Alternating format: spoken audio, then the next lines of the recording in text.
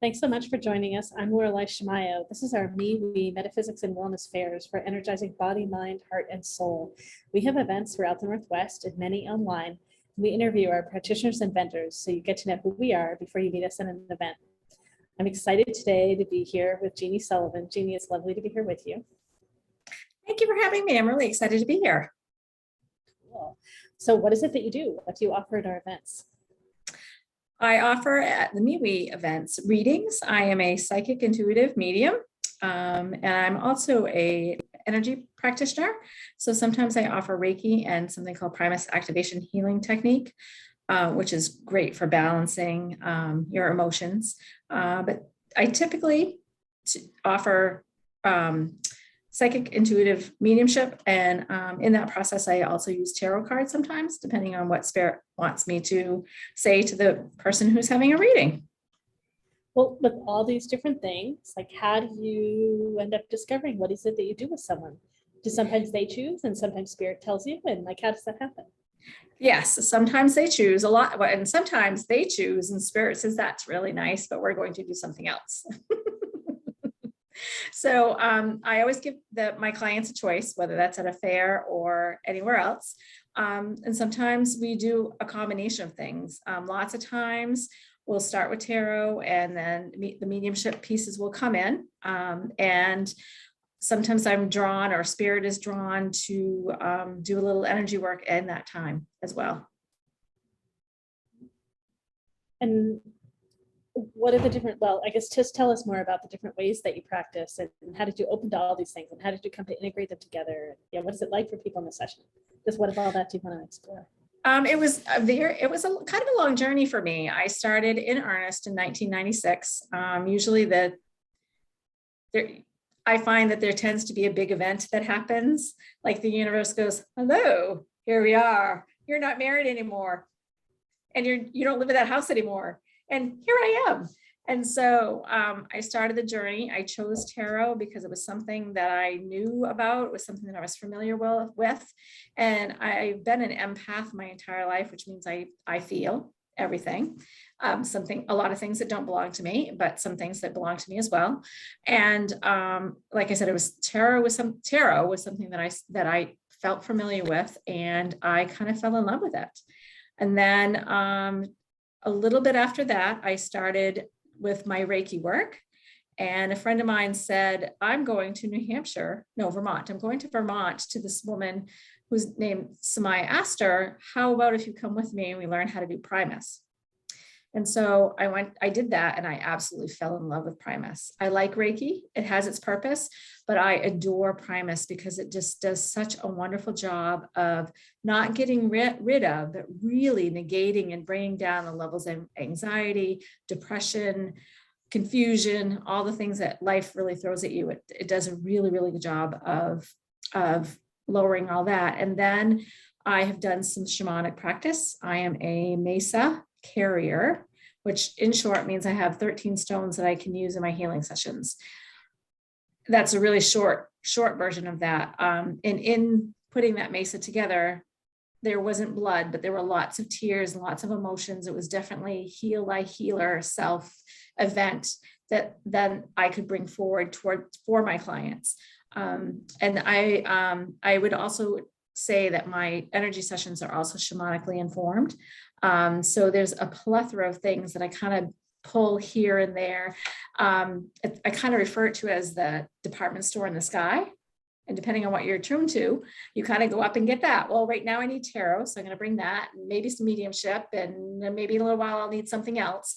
So it's kind of like shopping in the sky for the energy that you need and that you're attuned to. So my clients get a very well-rounded, very intentional, very focused session, whether that be tarot, mediumship, or energy work. I do my prayers beforehand, so I am clear. I'm a clear channel for people, and I call it set the stage, and that's saying my prayers and making sure that I'm clear and accurate. And I ask for all that. I ask for the universe to help me step out of the way so they can step in and give accurate information. So tell us a little bit about Primus in particular, because I think that's probably the thing people are familiar with the least. But what is it and how is it different from Reiki? And Just tell us a bit about what the practice is and what it's like for someone experiencing it. It's, like I said, it's very balancing, because one of the first things I would do for you if you had a session with me is that I ground you to the Earth's electromagnetic field, or the Earth's energy. And you would lay fully clothed on a table under a blanket, and there are certain hand positions that I can either do above your body or on your body, depending on what it is that you want. And I've been attuned to do this from a distance, so I can do this with anyone, anywhere in the world. And I've already done the meditation before the client comes to me, and I'm already in what's called the primus state. And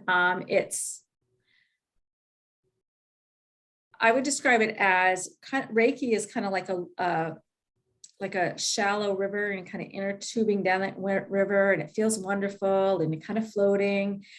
Primus is like that, except the banks are very short.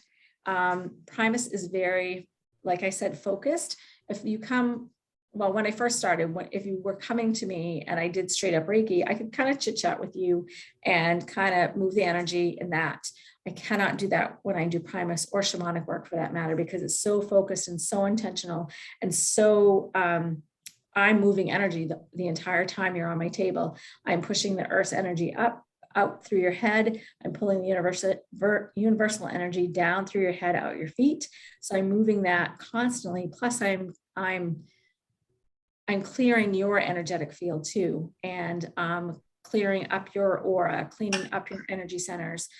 So it's the work that I do, like I said, is very focused. And one of the things that I really love about Primus is that when I get to your head, I work on your head, and then I put my hands on your heart like this, and I infuse your heart with Primus energy for 15 to 20 minutes. So I am raising your vibration up to the Primus state, and it's all about energy. So if I'm in the Primus state and you're here when you come into me or come have a session with me, what I'm doing during the session is I'm raising your energetic state up to the Primus state, so we're equal. So you get a stronger benefit, a more longer lasting benefit. And it's just this gentle but incredible energetic clearing that you feel balanced. If you have anxiety, it's greatly negated. If you're depressed, you feel happier. If you have a few other issues going on, it just does such a good job, because it balances you first and last. Because so if you like fall asleep on the table, which I take as a high compliment, or if your energetic self takes off, the last thing I do is go get you and bring you back into I bring your energetic self back down into your body, and make sure that you are there, your physical body's there, and your energetic self is there. So you're not left to your own devices to come back into your body. That's another thing that I like about Primus, because that's the last thing that I do for you, is that I ground you. So I bring you back and set you back in your body energetically, and you're not left to your own devices to get back in. And because sometimes when you do energy work, you kind of feels like if you take a nap in the afternoon and you've slept too long, you don't quite know, where you are, but you're like loopy, or you're like, did I sleep all night, or what time is it, or whatever. Primus doesn't do that, because again, the last thing I do is ground you. And I really can't overstate how good you feel if you have this Primus. And I kind of equate it with Reiki on steroids. It feels similar, but it's more intentional and more focused. So when you mix it in with a session where other things are going on, is there like just short bits of it? Like, how does that happen? I tend to, I might shorten up the Primus session a little bit. Primus sessions usually last an hour. But if you're going to have a reading and an energy session, I usually do the energy session first, so you're nice and clear and cleansed, and you're more able to hear for your reading. And your energy session will also inform your reading, because I'm also reading you when I'm doing your energy session, because colors come in, guides come in, loved ones still come in, all that's happening. So I'm still reading. I'm reading you in the energy session, and then we end the energy session, and I say, well, this is what I'm seeing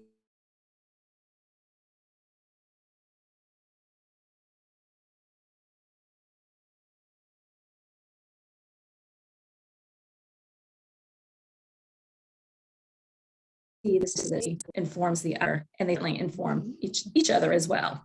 Oh, so I imagine people come to you for different things, coming to you knowing that they're interested in reading or knowing they're interested in the energy work, right? Lots of different reasons why people show up.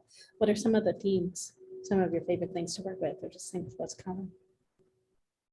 Relationships. A lot of people come for relationship advice. Some people come for they know that they have some psychic gifts. So they come and I kind of help them figure out what that is. And once we set that up, we can start learning together. I do teach psychic development classes, and I do have a few clients who take advantage of, once we have the energy session, then another thing that I offer is spiritual life coaching, where I use my gifts of intuitiveness and the things that I have learned from the other side and mindfulness practices that we do life coaching sessions. I'm not a therapist, but I use a lot of the practices that I know how to do. My favorite thing is something called recapitulation, which is amazing. It's just amazing. What happens is I put you in a meditative state, and before that, the client chooses a memory that they wouldn't get triggered by. They might have some emotion about, but they're not going to fall apart if they remember the memory. So I take them back to that memory, and there's a procedure that goes to get you into a meditative state and get you to that memory. And then you go back to the memory and you say to the person or the thing, look, I've been carrying around this stuff for a really long time. It's not mine to carry anymore. It's not working for me anymore. It's really your stuff that you gave me, or this is what I picked up from the situation. Here, have it back. I'm done with it. It belongs here, and I'm done. And then you figure out a way to keep that, what you gave to the memory, in the memory. And then you turn and you gather your power. So when I do this for myself, I tend to wall off the memory with this brick wall, and a dragon appears in front of the brick wall. So on the off chance that the memory leaks out through the brick wall, it's not going to get past the dragon. And I do a lot of work with dragons anyway. And then I turn, and what I pick up is a huge bouquet of, they're little like Christmas white lights, except they're in the form of flowers. So I have that energy, that light, and it looks like flowers to me. And I gather the big bouquet and I bring it into my chest just like this, and I put it in my chest. And even doing this without the meditative state, it is incredibly empowering. It's incredibly moving. It's incredibly strength-based.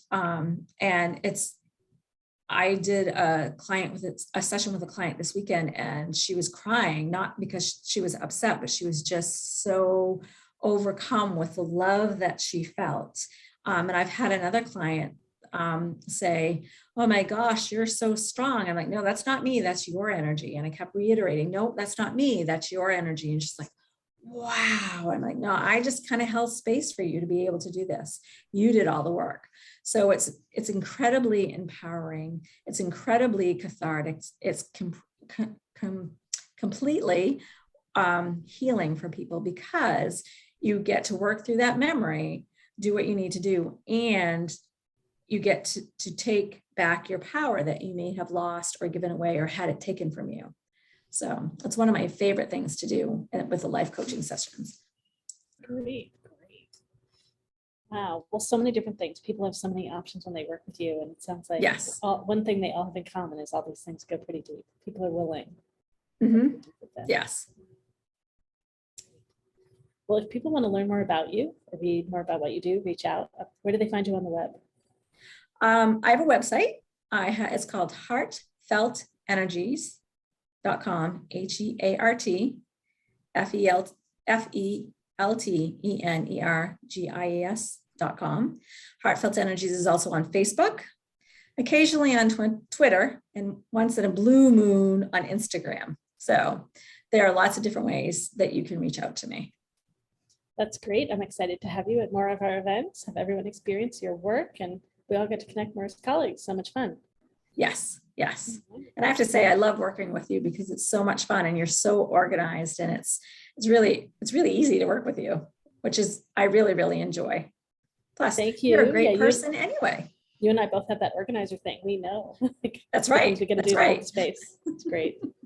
That's right. Well, great having you here. And for Well, all thank of you you for listening, having me. oh, you're very welcome. For all of you listening and watching, you can find out more about all of our events at mewefairs.com. That's MEWEFAIRS.com. Thanks, Jeannie. Thank you. Have a great night.